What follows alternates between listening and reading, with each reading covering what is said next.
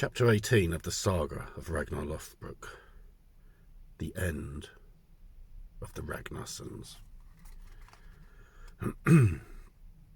After this, Hvitserk, Bjorn and Sigurd Snake-Eye went home to their own kingdom, but Ivar stayed behind and ruled over England. From that point on they kept a smaller army, but they continued to raid in various lands. Their mother, Randalin, became an old woman. Hvitserk raided one time in the east, and there he was faced with such a large force that he could barely raise a shield against his enemies, and he was captured. He chose to die by being burned on a pile of men's severed heads, and he was killed in this way. When Randalin heard about this, she spoke this poem. One of the sons I had, the one named Hvitserk, has endured death in the east. He was never inclined to flee. He was burned on a pile of heads cut from men killed in battle. That bold lord of men chose that death before he fell dead. And then she said, they piled up a heap of hundreds of men's heads under a great man, my doomed son, and let the flames roar up. What better bed could a warrior have chosen to sleep on? That powerful man dies with honour.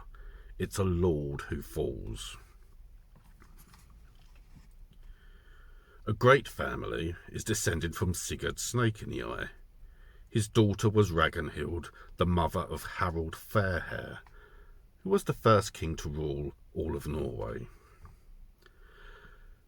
As for Ivar, he ruled England until his death day, and he died of sickness. And while he lay in his final sickness, he ordered his body to be taken to the place where a raiding army would land, and he said he expected that they would not win the victory when they came ashore. When it was done, when he died, it was done as he commanded, and he was buried in a mound there. Many people say that when King Harald Hardruler came to England, he landed where Ivar was buried, and he was killed in an expedition. And when William the Conqueror came to England, he went to Ivar's mound and broke it open, and there he saw Ivar's body undecomposed.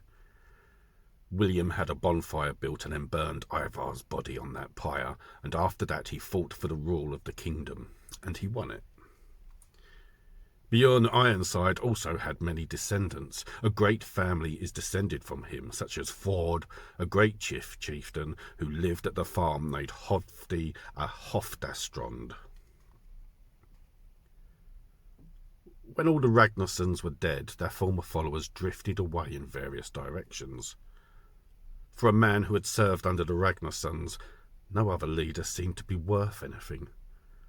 There were two men in particular who travelled wildly around many lands searching, each one of them on his own for any man they would not have been ashamed to be led by.